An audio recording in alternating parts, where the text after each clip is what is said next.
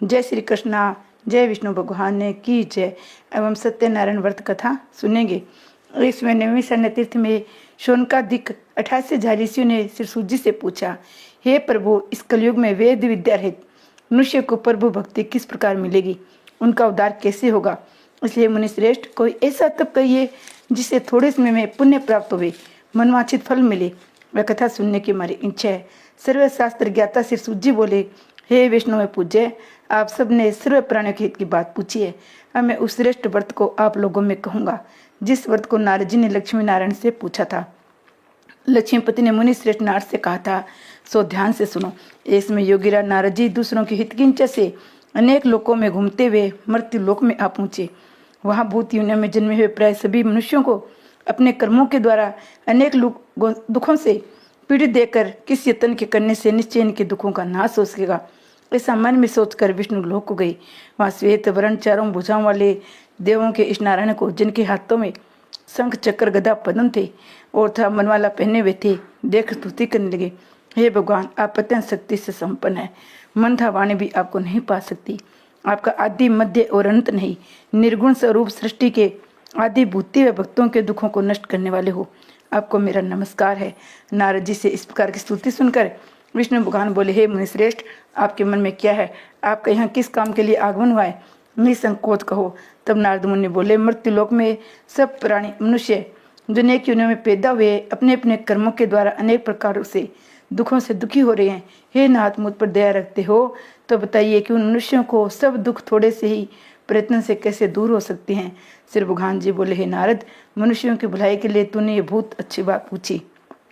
जिस काम के करने से मनुष्य मोह से छूट जाता है, वह मैं कथा कहता हूँ, सुनो। बहुत पुण्य को देने वाला स्वर्ग और मनुष्य लोग दोनों में दुर्लभ एक व्रत है। आज मैं प्रेम से होकर तेरे से कहता हूँ, सत्यनारायण का व्रत अच्छी तरह विधान पूर्वक करके मनुष्य तुरंत यहाँ सुख भोगकर मरने पर मोक्ष को प्राप्त होता है। श्री भगवान के वचन सुनकर नारद मुनि बोले, उस व्रत का क्या फल है, क्या विधान है, किसने व्रत किया, किस दिन व्रत करना चाहिए, विस्तार से कहो। भगवान बोले, दुख शोक आदि को दूर करने वाला, धन धान्य को बढ़ाने वाला, सौभाग्य तथा संतान को देने वाला, सब स्थानों पर विजय करने वाला, भक्ति और श्रद्धा के साथ किसी भी दिन मनुष्य श्री सत्यनारायण के शाम के समय ब्राह्मणों और बंधुओं के साथ धर्म परायण होकर पूजा करे, भक्ति भाव से स्वाया दे, नवेद केले का फल, घी, दूध और गेहूं का चूर्ण लेवे, गेहूं के भाव में साठी का चूर्ण, शक्कर और गुड़ ले, सब भक्षण योग्य पदार्थ जमा करके स्वाय पे अर्पण कर देवे, बंधुओं सहित भोजन करावे, भक्ति के साथ स्वयं भोजन करे, नृत्य गीत आदि का आचरण कर सत्यनारायण भगवान का स्मरण करके समस्त में व्यतीत करे। इस तरह का व्रत करने पर मनुष्य की इच्छा निश्चय पूरी होती है। विशेषकर कली काल में भूमि पर ये मोक्ष का सरल उपाय है। सत्यनारायण व्रत कथा का प्रथम अध्याय समाप्त। दूसरा अध्याय। सूत जी बोले, हे ऋषियों, जिसने पहले समय इस व्रत को किया उसका इतिहास कहता हूँ, ध्यान से सुनो। सुंदर काशीपुरी नगरी में एक अति निर्धन ब्राह्मण रहता था। वह भूख और प्यास से बेचैन व नित्य पृथ्वी पर घूमता था।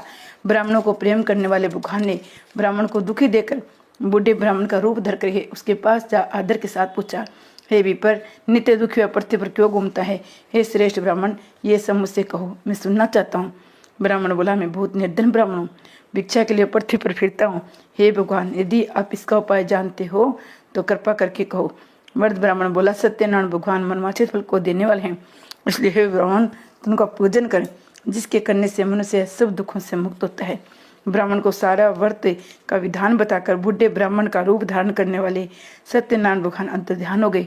जिस व्रत को वृद्ध ब्राह्मण ने बताया मैं उसको करूंगा, ये निश्चय ही करने पर उसे रात में नींद भी नहीं आई। वह सवेरे उठा, सत्यनारायण के व्रत का निश्चय करे, भिक्षा के लिए चला। उस दिन उसको भिक्षा में भोजन मिला, जिससे बंधु बांधवों के साथ उसने सत्यनारायण का व्रत किया। इसके करने से वह ब्राह्मण सब दुखों से छुटकर अनेक प्रकार के संपत्तियों से युक्त हुआ। उसमें से वह ब्राह्मण हर मास व्रत करने लगा। इस तरह सत्यनारायण भगवान के इस व्रत को जो करेगा वह सब पापों से छुटकर मोक्ष को प्राप्त होगा। आगे जो पृथ्वी पर सत्यनारायण का व्रत करेगा वह मनुष्य सब दुखों से छूट जाएगा।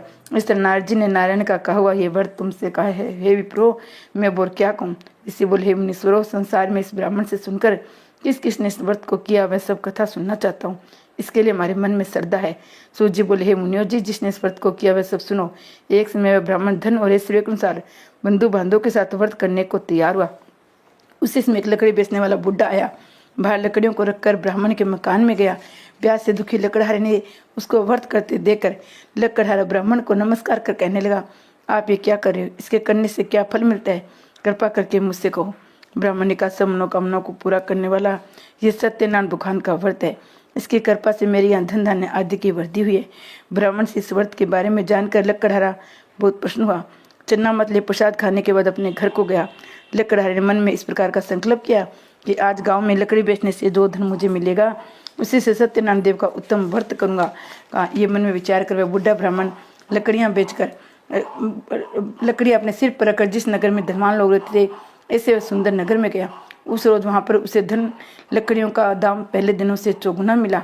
तो वह बुढ़ा लकड़हारा दाम ले अति प्रसन्न होकर पके केले की फली, शक्कर, घी, दूध, दही, गेहूं, आटा इत्यादि सत्यनारायण भगवान के व्रत की कुल सामग्रियों को लेकर अपने घर आ गया। फिर उसने सब अपने भाइयों को बुलाकर विधि के साथ भगवान जी का पूजन और व्रत किया। उस व्रत के प्रभाव से बुढ़ा लकड़हारा धन पुत्र आदि से युक्त हुआ, संसार के समस्त उपभोग कर बैकुंठ को चला गया। सत्यनारायण व्रत कथा का दूसरा अध्याय समाप्त। तीसरा अध्याय। सूत जी बोले, हे श्रेष्ठ मुनियों, अब आगे की कथा कहता हूँ, सुनो। पहले समय मुल्कमल नाम का एक बुद्धिमान राजा था। वह सत्य वक्ता और जितेंद्र था। प्रतिदिन देवस्थानों को जाता और गरीबों को धन देकर उनके कष्ट दूर करता था। उसकी पत्नी कमल के समान मुख वाली सती साध्वी थी। भद्रशिला नदी के तट पर उन दोनों ने सत्यनारायण देव का व्रत किया। उस समय में वहां एक साधु वैश्य आया। उसके पास व्यापार के लिए बहुत सा धन था। नाव को किनारे पर ठहराकर राजा के पास गया। राजा को व्रत करते हुए देखकर विनय के साथ पूछने लगा, हे राजन, भक्ति उच्ची से ये आप क्या कर रहे हैं? मेरी सुनने की इच्छा है, आप मुझे बताइए। राजा बोला, हे साधु, अपने बांधवों के साथ पुत्र आदि की प्राप्ति के लिए महाशक्तिमान सत्यनारायण भगवान का व्रत पूजन किया जा रहा है। राजा के वचन सुनकर साधु आदर के साथ बोला, हे राजन, मुझसे इसका सब विधान को, मैं भी आपके कथन अनुसार इस व्रत को करूंगा। मेरी भी कोई संतान नहीं है, इससे निश्चय होगी। राजा से सब विधान सुन व्यापार से निवृत्त हो आनंद के साथ घर गया। साधु ने अपनी स्त्री संतान देने वाले उस व्रत का समाचार सुनाया। कहा, जब मेरी संतान होगी तो मैं इस व्रत करूंगा। साधु ने से वचन अपनी स्त्री लीलावती को कहे। एक दिन उसकी स्त्री लीलावती पति के साथ आनंदित हो सांसारिक धर्म में प्रवृत्त होकर सत्यनारायण भगवान की कृपा से गर्भवती हो गई। दूसरे महीने में उसकी एक सुंदर कन्या का जन्म हुआ। दिन दिन वह इस तरह बनने लगी जैसे शुक्ल पक्ष का चंद्रमा बढ़ता है। कन्या का नाम कलावती रखा गया। तो लीलावती ने मीठे शब्दों में अपने पति से कहा, आपने जो संकल्प किया हुआ था भगवान का व्रत करूंगा, अब आप उससे करिए। साधु बोला, हे प्रिय, उसके भय पर करूंगा। अपनी पत्नी का आश्वासन देवे नगर को गया। कलावती पितृगृह में वृद्धि को प्राप्त हो गई। साधु ने जब नगर में सखियों के साथ अपनी पुत्री को देखा तो तुरंत ही दूध बुलाकर कहा, पुत्री के वास्ते एक सुई का व्रत देकर लाओ। साधु की आज्ञा पाकर दूध कंचनगर पहुंचा। वहां पर बड़ी खोज करके देखभाल के लड़की के वास्ते सुई गए वनिक पुत्र को ले आया। उस सुई गए लड़के को देखकर साधु ने अपने भाई बंधुओं से प्रसन्नचित्त हो अपनी पुत्री का वह उसके साथ कर दिया। किंतु दुर्भाग्य से वह किसमें भी उस व्रत को करना भूल गया। तब सिर भगवान क्रोधित होकर श्राप दिया, तुम्हें दारुण दुख प्राप्त होगा। अपने काम में कुशल साधु बनी अपने जमाता सहित समुद्र के समीप रत्नगर पहुंचे। वहां दोनों ससुर जो चंद्र के राजा के नगर में पहुंचे। वे पार करने लगे। एक रोज भगवान सत्यनारायण की माया से प्रेत को चोर राजा को धन चुरा कर सिंगर जा रहा था। किंतु पीछे से राजा के दूतों का आतंक देखकर चोर ने घबराकर भागते भागते धन को वहीं चुपचाप रख दिया जहाँ वे दोनों ससुर जो ठहरे हुए थे।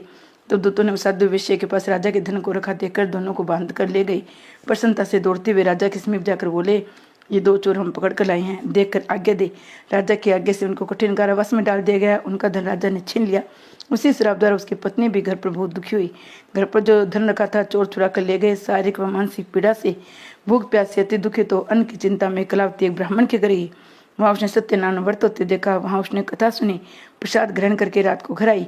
माता ने कलावती से कहा, हे पुत्री, दिन में कहाँ रही, वह तेरे मन में क्या है? कलावती बोली, हे माता, मैंने एक ब्राह्मण के घर सत्यनारायण का व्रत देखा है। कन्या के वचन सुनकर लीलावती भगवान के पूजन की तैयारी करने लगी। लीलावती ने परिवार और बंधुओं सहित भगवान का पूजन किया और वर मांगा कि मेरे पति और दामाद सिंह घर आ जावे। प्रार्थना की, हम सबका कल अपराध क्षमा करो। सत्यनारायण भगवान ईश्वर से संतुष्ट हो गए। राजा चंद्रकेतु को स्वप्न में दिखाई दिए। कहा, हे राजन, दोनों बंदी वैश्य प्रार्थी छोड़ दो। उनका सब धन जो तुमने ग्रहण किया है दे दो, नहीं तो तेरा धन, राज्य, पुत्र आदि सब नष्ट कर दूंगा। राजा को ऐसा वचन कहकर भगवान अंतर्ध्यान हो गए। प्रातःकाल राजा चंद्रकेतु ने सभा में अपना स्वप्न सुनाया। दोनों वनिक पुत्रों को कैसे मुक्त कर सभा में बुलाया। दोनों ने आते राजा को नमस्कार किया। राजा मीठे वचनों से बोले, हे महानुभाव, भाग्यवश ऐसा कठिन दुख प्राप्त हुआ है, अब कोई बहन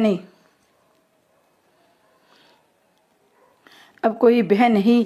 ऐसा कहकर राजा ने उनको नए नए वस्त्र आभूषण पहनाए। उनका जितना धन लिया था उसने दुगना धन देकर विदा किया। दोनों वैश्य अपने घर को चल दिए। सत्यनारायण व्रत कथा का तीसरा अध्याय समाप्त। चौथा अध्याय। सूजी बोले, वैश्य ने मंगलाचार करके यात्रा आरंभ की, अपने नगर को चला। उसने थोड़ी दूर पहुंचने पर दंडी वेशधारी सत्यनारायण ने उनसे पूछा, हे साधु, तेरे नाम में क्या है? अभिमानी वणिक हंसता हुआ बोला, हे दंडी, आप क्यों पूछते हैं? क्या धन लेने की इच्छा है? मेरे नाम में तो बेल था, पत्ते आदि भरे। विषय का कठोर वचन सुनकर भगवान ने कहा, तुम्हारा वचन सत्य हो। ऐसा कहकर दंडी वहां से चले गए। कुछ दूर जाकर समुद्र के किनारे बैठ गए। दंडी के जाने पर वेश्या ने नित्य क्रिया करने के बाद नाव को ऊंची उठी देकर चंबा किया। नाव में बेल था आदि पत्ते देकर मूर्छित होकर गिर पड़ा। फिर मूर्छा खुलने पर बहुत शोक करने लगा। तब उसका दामाद बोला, आप शोक न करें, ये दंडी का श्राप है, अतः उनकी शरण में चलना चाहिए, तभी हमारी मनोकामना पूर्ण होगी। दामाद के वचन सुन वह दंडी के पास गया।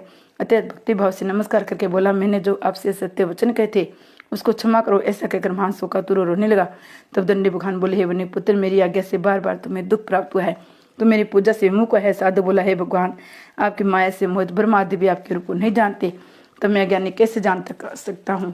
आप प्रश्न हुए, मैं सामर्थ्य के अनुसार आपकी पूजा करूंगा, मेरी रक्षा करो। पहले के समान नौका में धन भर दो। उनके भक्ति युक्त वचन सुनकर भगवान प्रसन्न हो गए। उनकी इच्छा अनुसार वर देकर अंतर ध्यान हो गए।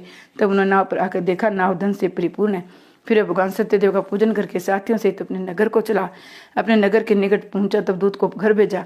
दूत ने साधु के घर जा उसकी स्त्री को नमस्कार करके कहा, साधु अपने दामाद सहित उस नगर को समीप आ गए। ऐसा वचन सुन सत्य ने बड़े हर्ष के साथ सत्यदेव का पूजन कर पुत्र से कहा, अपने पति के दर्शन को जाती हूँ, तो कार्य पूर्ण करके सिंह आना।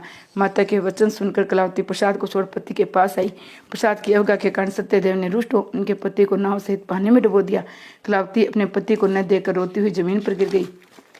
इस तरह नौका को डूबा हुआ था कन्या को रोता हुआ देख साधु दुखित तो बोला, हे प्रभु, मुझसे या मेरे परिवार से जो भूल हुई उसे क्षमा करो। उसके दीन वचन सुनकर सत्यदेव प्रसन्न हो गए। आकाशवाणी, हे साधु, तेरी कन्या मेरे प्रसाद को छोड़कर आई है, इसलिए इसका पति अदृश्य हुआ है। यदि वह घर जाकर प्रसाद खाकर लौटे तो इसे पति अवश्य मिलेगा। आकाशवाणी से ऐसा सुनकर कलावती ने घर पहुंचकर प्रसाद खाया। फिर उसने आकर अपने पति के दर्शन किए। तो वैश्य परिवार के सब लोग प्रसन्न हुए। फिर साधु ने बांधवों सहित सत्यदेव को विधि पूर्वक पूजन किया। उस दिन से हर पूर्णिमा में संक्रांति के सत्यनारायण का पूजन करने लगे।